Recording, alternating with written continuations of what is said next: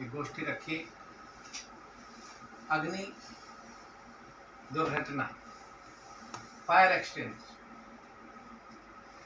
इस तरह की गोष्ठी का आयोजन बीच बीच में होते रहना चाहिए। हमें स्वयं इससे जागरूकता मिलती है। अग्नि का जैसे अब जब गर्मी बढ़ रही है तो अग्नि की और ज़्यादा अग्नि के बारे में हमें सावधान रहने की ज़रूरत है। अग्नि लगने के क्या कारण हैं सामने,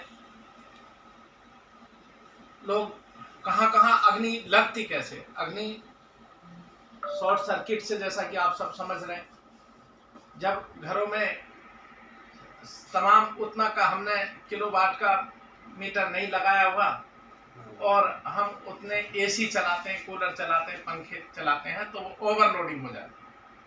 तो हमें उचित किलोवाट का मीटर लगाना चाहिए और जितने किलोवाट का मीटर है उसी के समय, उसी की सीमा में हमें अपने बिजली के उपकरण का उपयोग करना चाहिए। शॉर्ट सर्किट के मामले में कुछ ज़रूरतें हैं, कहाँ कहाँ गलती हो रही है। हम सस्ता वाला केबल खरीद लेते हैं, सस्ता वाला तार खरीद लेते हैं, पूछ लेते हैं कि भैया ये कौन सी कंपनी का, ये कौन सी कंपनी का। एक ने कहा ये कलिंगा का, ये उषा का, ये उसका। और बिजली वाला अपने जो ट्रेडर है, वो ट्रेडर अपने मार्जिन के चक्कर में शायद यूँ भी कह देता है कि भैया ये चिप पड़ेगा आपको, नई कंपनी आई है, ये सस्ता मिलेगा, ये वाला ले लो, गारंटी मेरी। तो हम लोग सस्ता वाला भी ले आते हैं और जो मौके पर आकर कई बार हमें एक दुर्घटना की तरफ ले जाता है। दूसरे, उसकी फिटिंग अगर सही इलेक्ट्रीशियन नहीं करता तो भी उसने कहीं कनेक्शन में कमी की है, तो उसके कनेक्शन की कमी भी हमें दुर्घटना की ओर ले जाती है।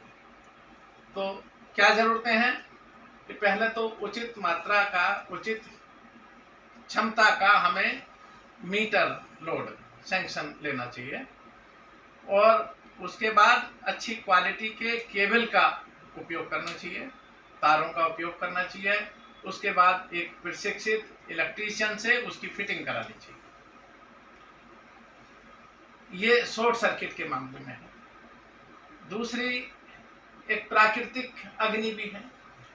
प्राकृतिक अग्नि में कई बार जंगलों में आग पेड़ों के घर्षण से लगती है, लेकिन हम तो चूंकि शहरों में हैं तो उस विषय को अभी अलग रखते हैं। आसमान की बिजली से भी आग लगती है। आप सब लोग उस पर चर्चा कर चुके हैं कि वहाँ जमीन पर लेट के कैसे बचा जाए, लेकिन हम चूंकि शहरों में हैं और शहरों की बात कर रहे हैं, अर्बन एरियाज की बात कर रहे हैं, तो हम रसोई की तरफ आते हैं, महिलाओं की तरफ आते हैं। रसोई या घर की गृहिणी एक दूसरा जीता जागता वैद्य हैं और उनके पास एक डिस्पेंसरी है।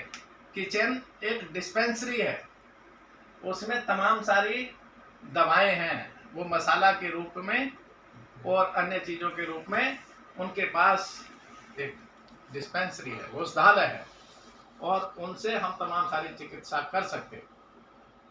लेकिन वही औरतें, वही महिलाएं अगर अपने घर को कंट्रोल रूम भी समझें तो भी कोई कमी नहीं होगी।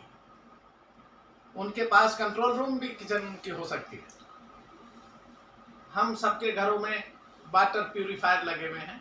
वाटर प्यूरिफायर में जब हम पानी लेते हैं तो वो बूंद बूंद से थोड़ी देर में गिलास भरता है। क्या ही बेहतर हो कि हम एक बाल्टी, एक मटका, एक कुछ 10 लीटर का कोई पात्र भरकर रखें जिसके लिए थोड़ा थोड़ा पानी ना लेना पड़े। उतना स्टोरेज हमारे पास में होना चाहिए। दूसरे, उनके पास में एक बकेट, आप लोगों ने जिक्र किया है, एक ऐसी बकेट हो जिसमें कि रेत भरा, अगर कभी शॉर्ट सर्किट की बात आती है और आप चेंज ओवर से उसके एमसी बॉक्स से उसके डिस्कनेक्ट करने की कार्यवाही कर लेते हैं, तो उसके बाद लगी आग को बुझाने के लिए धूल फेंक सकते हैं। तो आपके बकेट में धूल होनी चाहिए। घर में 2 बकेट, एक खाली एक भरी होने की जरूरत है। खाली जैसे आपने सिलेंडर में आग लगी, सिलेंडर को ढकने के काम आ रही है, और दूसरे धूल फेंकने के काम आ रही है। कई बार धूल फेंकने के बाद वो बकेट अगर आप उस पर ढकते हैं तो भी काम में आ सकते हैं।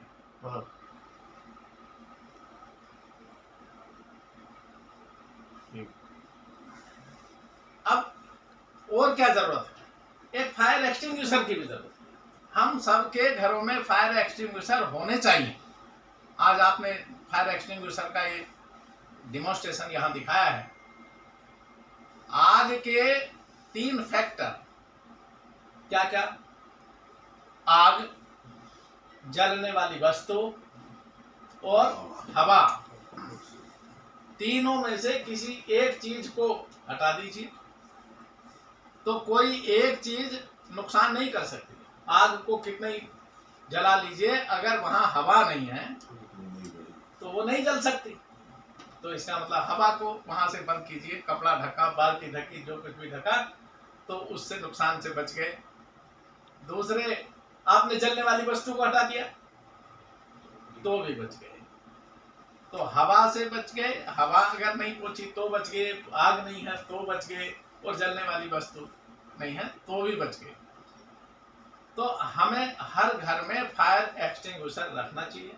हमें अपने अपने घरों में जाके सबको ये समझाना चाहिए, छोटी कैपेसिटी बड़ी कैपेसिटी का हमारे फायर एक्सटिंग्विशर हर घर में होना चाहिए। आप ट्रांसपोर्ट नगर से ये खरीद के लाए हैं, 6 किलो का आपका ABC टाइप सिलेंडर है, जो कि 2200 रुपये में मिल रहा है। आप लोग जो घरों में छोटी किचन है, वो छोटा भी इसमें यूज कर सकते हैं।